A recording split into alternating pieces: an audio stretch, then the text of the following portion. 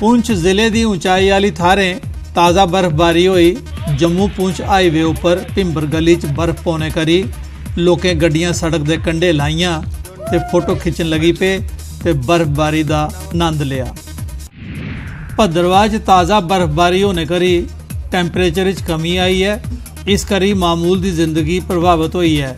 खास करिए ऊंचाई वाली थारें दे लोग मते प्रभावित होए। आशापति, सियोजधार, कैलाश कुंड, सुवारधार, शंखोज ते जाई च भारी बर्फबारी हुई है, जबकि डुग्गा, कांसर, मठोला ते भद्रवाह नगर च दरम्याने दर्जे की बर्फबारी रिकॉर्ड की गई है। नवी डोगरी संस्था आसिया KL सहगल हाल जम्मू च मैगजीन विमोचन समारोह आयोजित किया गया।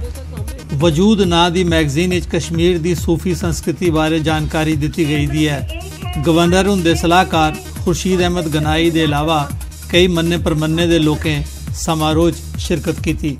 सूफीज़म के उपर पहली बार कोई मैगजीन जी रियासत जम्मू कश्मीर रिलीज़ होआ दी है, जिहदे एहसान SV साहब जिहदे एडिटर हैं, रोमा वानी जी एडिटोरियल बोर्ड च, सुहेल काजमी भी एडिटोरियल बोर्ड च, और मन्ने परमन्ने जिहड़े लेखक हैं with in India and outside India वो ये कंट्रीब्यूट करा दे। खुर्शीद गनई साहब, कविंदर जी, कैप्टन ललित जी, ये सब अज कट्ठे होए कि इसी अज रिलीज़ किया जाए और लोगों लिया जाए कि what Sufism stand. General category joint action committee की पुंछ च होई एक मीटिंग रियासत के गवर्नर सतपाल मलिक हुंदा इस गल लई शुक्रिया अदा किया गया जे उन्हें पहाड़ी बोलने वाले की 3% रिजर्वेशन दिता है। कमेटी के कन्वीनर इंजीनियर मोहम्मद सलीम होरें आख्या जे पहाड़ी बोलने वाले की ST दर्जा दिवाने का संघर्ष जारी रहेगा। मेन काज है वो है ST स्टेटस पहाड़ियों को देना।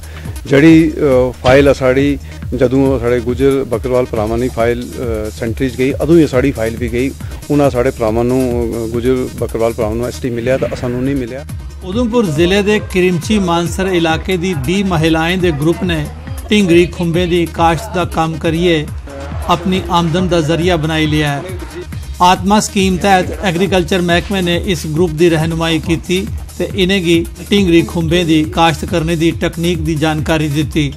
ढिंगरी खुंबे के कारोबार शाह इन्हें महिलाएं के घर परिवारें की गुजर बसर होआ दी है।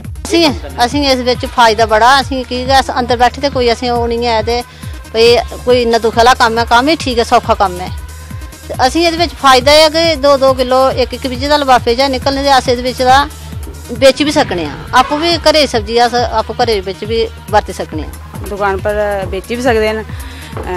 ये है कि असें सभी लेडियां से हत्थ जोड़ी प्रार्थना कि कोई भी बेरोजगार नहीं रह सकता है, कि अपना कारोबार आपू चलाई सकता है। बड़े खुश हैं असें कम इन्हें कम हो रहा है, अस करने तैयार हाँ। टिंगी स्पान बेबिस्टन ये दवाई वगैरह दसी उन्हें देखो साढ़े इस जी साड़ी किसान महिलाएं न उनका भी एक इनकम जनरेट होने कन्नै उन्हें अपना घर का जरा खर्चा चलाना।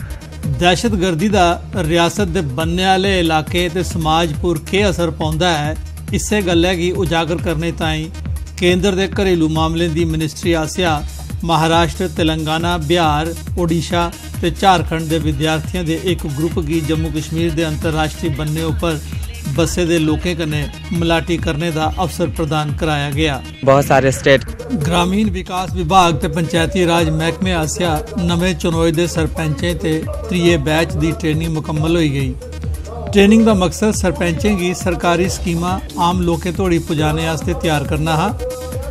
ADDC कठुआ शुभरा शर्मा होरें जानकारी दी जे ट्रेनिंग 15 जनवरी थमां शुरू की गई ही।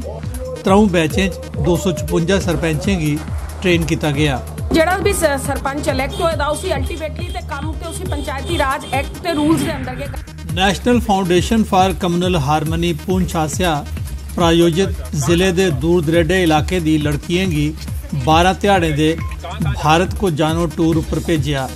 जिला विकास कमिश्नर राहुल यादव होरें झंडी दसिए उन्हें रवाना किया। धनवा रजौरी दे 60 बरें दे बचित्र सिंह मजदूर पेशान वो साइकिल का इस्तेमाल करते हैं तो रोज़ साइकिल उपर 40 किलोमीटर का सफ़र करते हैं। वो होर किसी ट्रांसपोर्ट माध्यम का इस्तेमाल नहीं करते। धुप होए या फिर बरखा साइकिल गए उनका साथी है तो ये साथ पिछले 30 बरें का है। वो अपनी तंदुरुस्ती का राज बिला नागा साइकिल चलाने की मनते हैं। एक्सरसाइज हो जानी, ठीक रहनी जान। इतने सालों में साइकिल चलाना और कोई चलाना नहीं, सब लोग छोड़िए साइकिल तो वो चलानी चाहिए साइकिल पुरानी जी। मैं धुप होवे बारिश होवे साइकिल उपर ही जाना, लोग जाने गड्डियां जाने जहाज़ जाने अपनी अपनी गड्डी जाने। मैं सोचना अपनी साइकिल पर ठीक रहना, जान चुस्त रहनी है। इन्हां दी सेहत देख लो तुसी, कदे मैं इन्हां नूं बीमार होंदे नहीं देखिया। अज के जमाने में लोग हवाई जहाज से जाते हैं तो कितने पोल्यूशन होता है, तो इन्ना साइकिल नहीं छड्डी बचपन तो भी। ये बारिश होवे धुप होवे भावें जितनी भी मर्जी बारिश होवे, इन्हां नूं मैं कदे नहीं देखिया छुट्टी करदे। मेरे अंकल ने इन्हें कोई तकरीबन 3 साल हो गए ने साइकिल चलाने, तो काफ़ी तंदुरुस्त ने। बारिश धुप जो भी हुआ है साइकिल ऊपर ही जाने तो काफ़ी